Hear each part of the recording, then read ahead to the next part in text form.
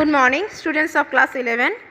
This is your English classes by Paro ma'am, and we are reading our English first course book, Hornbill book, chapter number 2. We are not afraid to going to die if you all be together.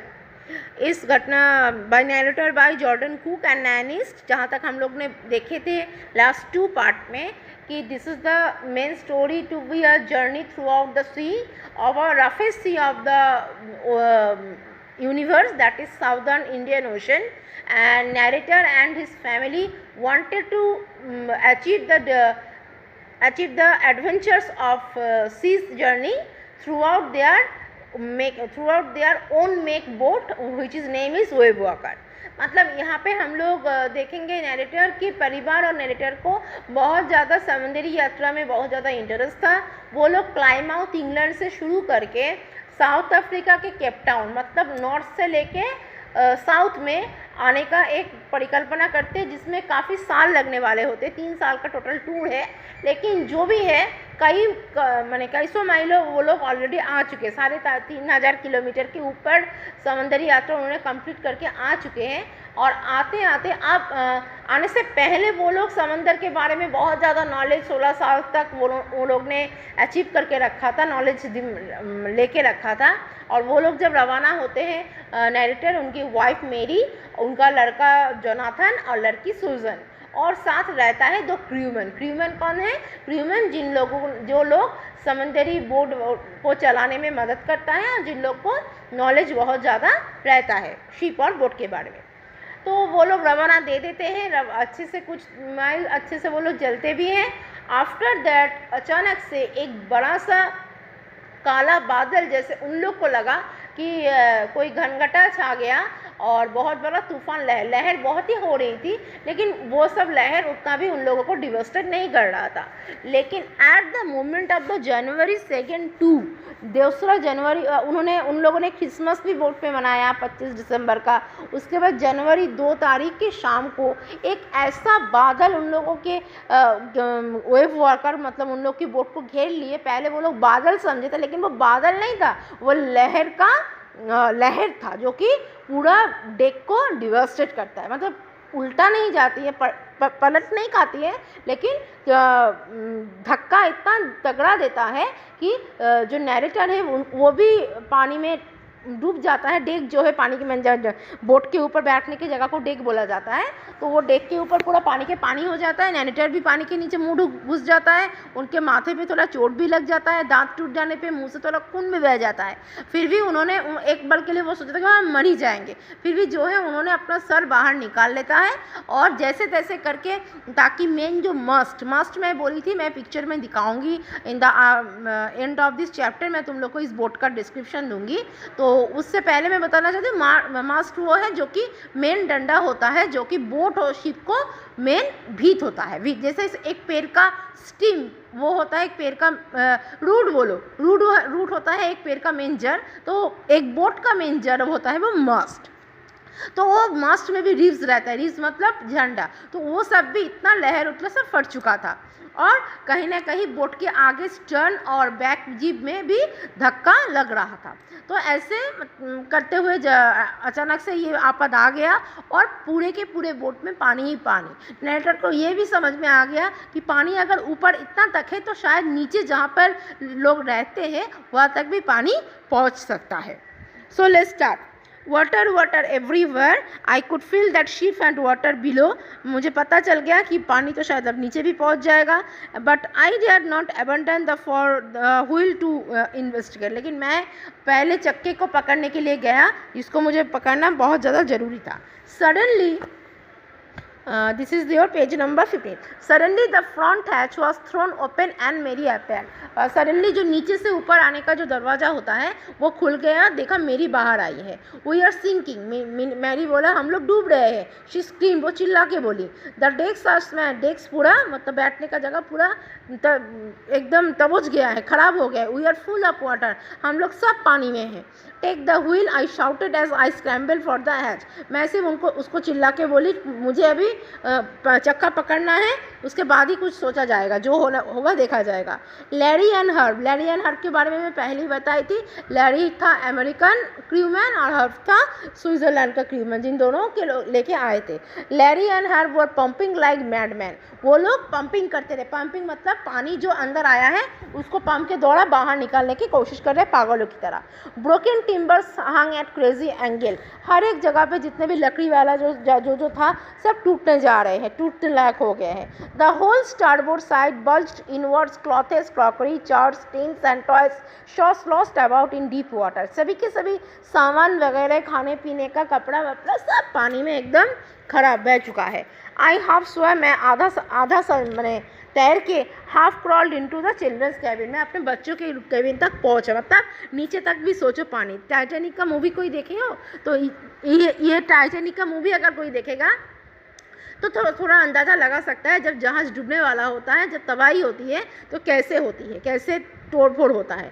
Are you all right, मैंने पूछा मेरे बच्चों को कि तुम लोग सब ठीक हो। आई आस्क्ड, मैंने पूछा। Yes they answered from an upper bank, ऊपर से वो दोनों आवाज़ दिया, हाँ पापा हम ठीक है। But my head hurts a bit, लेकिन इसी में कोई एक बोला, सेड सुजन जो उनकी लड़की थी उसने बोली, पापा लेकिन मेरे सर पे थोड़ा दर्द है। Pointing to be a big bump about her eyes, और उसके आँख के ऊपर एक काला जैसे कुछ घाव हुआ है, मतलब काले जैसे होके थोड़ा फूल गया है। I had no time to worry about her bump pain, मुझे वो टाइम भी नहीं था उसके चोट पे कैसे लगा, चोट उसका हेड में ये सारा ये पेन कहाँ से आ गया, इतना फूल कैसे गया, वो सब के बारे में और मुझे तब याद ही नहीं रहा था। आफ्टर फाइंडिंग ए हैमर, मैं जैसे कैसे करके एक हैमर बंदोबस्त किया, स्क्रूज एंड कैनवास लिया। I struggle back on deck, और फिर तैरते हुए मैं डेक पे पहुँचा ऊपर। विद द स्टारबोर्ड होता है, जो बोट होता है उसके आगे और पीछे जो पोर्शन है उसको स्टारबोर्ड बोला जाता है। स्टारबोर्ड साइड बेस्ट ओपन, कहीं ना कहीं लहर के धक्के से वो सब खुल गया है, मतलब वो और भी ज़्यादा टूट जाएगा तो पूरे के पूरे जहाज उनका वेव आकर पूरा चूर मुड़ के पानी के अंदर चला जाएगा। We are taking water with each wave that broke over us, हर एक लहर हम लोग को सिर्फ धक्का देके जा रहा था। If I could not make some repair we would surely sink, अगर अभी हम लोग थोड़ा बहुत मेहनत करके मरम्मती नहीं कर पाएंगे तो श्योरली हम लोग का डूबने से कोई हमें बचा नहीं सकता। Somehow I managed to stretch canvas and secure waterproof hatch covers across the gaping holes, जैसे तैसे करके भी मैंने कैनवस क्या होता है ना, बड़ा बड़ा जो कपड़ा भी बोलो, बड़ा बड़ा काठ का लकड़ी का जो पोर्शन होता है वो सब लेके मैं जहाँ जहाँ पानी बहुत ज़्यादा डेप्थ खरोच किया था वहाँ पर मैं उस होल को, जहाँ पर होल हुआ था वहाँ पर उस गैप को मैं कवर कर रहा था। Some water continue to stream below, फिर भी पानी बहता जा रहा था। But most of it was now being deflected over the side, लेकिन अभी ज़्यादा से ज़्यादा पूरा जो ऊपर जो उतना था उतना नहीं, उतना तो वो लोग क्रूमैन लोग निकाल रहे थे और बाकी मैंने भी कुछ बंदों पर मरम्मती की, फिर भी पानी इधर से उधर से बह रहा है। More problem arise when our hand pump started to block, सबसे बड़ा दिक्कत उस टाइम हो गया जब हमारा जो हैंड पंप रहता है ना, बोट में जब सवारी करते हैं लोग, जहाँ जो बोट हो शिप हो, पंप लेके निकलते हैं ताकि पानी अगर अंदर घुस जाए वो पंप को चलाते हुए अंदर के पानी को बाहर फेंक पाए, लेकिन वो पंप भी एकदम टरस्ट हो गया, मतलब डबलिश हो गया, खराब हो गया। More problems arise when our hand pump started to block up with the debris floating around the cabins and the electric pump short circuit, electric वाला जो था तो पानी के लहर पे वो शॉर्ट सर्किट हो गया, मतलब दोनों के दोनों पंप ही खराब होने वाला है। द वाटर लेवल रोज थ्रेटनिंगली, और पानी का लहर जैसे हमेशा चेतावनी दे रहा है कि और भी बढ़ के आ रहा है। Back ranged overboard along with the foresail, the jib, the dinghies and the main anchor, मतलब सभी ये जो सेल है, जीव है, रीब है, स्टर्न है, स्टारबोर्ड है, ये सब कुछ बोट का वेव माने एक जहाज का सब पार्ट्स होते हैं, तो सबके सभी नुकसान पहुंच गया। Then I remembered we had another electric pump under the chart room, तभी मुझे याद आया ये दो पंप के अलावा और भी तो एक इलेक्ट्रिक पंप है जो तो मेरे चार्ट रूम में मैंने रखा हो। चार्ट रूम फ्लोर क्या होता है? चार्ट रूम फ्लोर होता है जबकि तुम लोग देखोगे जब विज्ञानी लोग महाकाश में रॉकेट छोड़ते हैं या फिर कुछ भेजते हैं चांद पे, पृथ्वी के बाहर जब कोई रॉकेट छोड़ता है तो उसको कहीं ना कहीं से ऑब्जर्व किया जाता है, साइंटिस्ट लोग करते हैं कि आसमान में कहाँ तक पहुँचा, वो कहाँ क्या हो रहा है। वैसे ही चार्ट फ्लो रूम जहाज में भी रहता है, जो कि नक्शा दिखाता है कि किस रास्ते में किस लहर पे, किस समंदर की दिशा में तुम्हें जाना है। तो जहाँ पे वो नक्शा रूम होता है, ठीक है, तभी उनको याद आया वो नक्शा वाला रूम में तो मेरा और एक इलेक्ट्रिक पाम था। I connected it to an out pipe, मैंने एक पाइप को बंदोबस्त किया and was thankful to find that it work. उसके साथ पाइप का बंदोबस्त कर लगा के देखा कि हाँ चलो ये तो एटलीस्ट काम कर रहा है। The night dragged on with an endless, ऐसे ही पूरी रात बीतता रहा।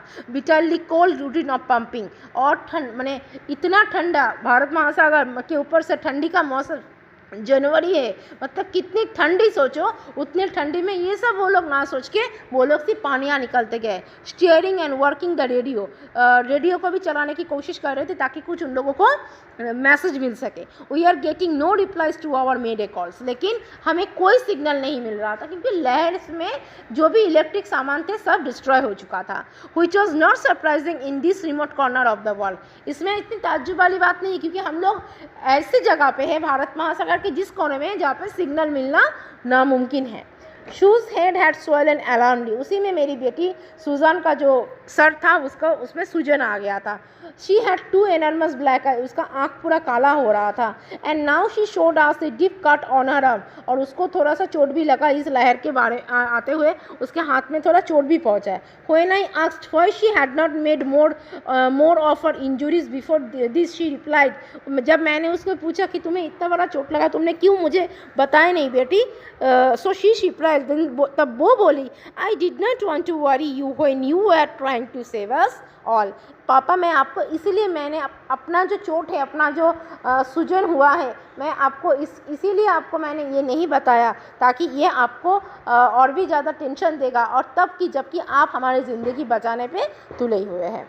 तो this is the third part of the chapter number 2, we are not afraid to going to die if we all be together. You please read the passage of home, क्योंकि class 11 का English का हर एक line का explanation अगर तुम्हें अच्छे से नहीं आएगा, you people never come out from the concept and you will be the under blackness, तुम लोग डार्कनेस में रह जाओगे। इसीलिए एक एक लाइन का हम लोग एक्सप्लेनेशन दे रहे हैं।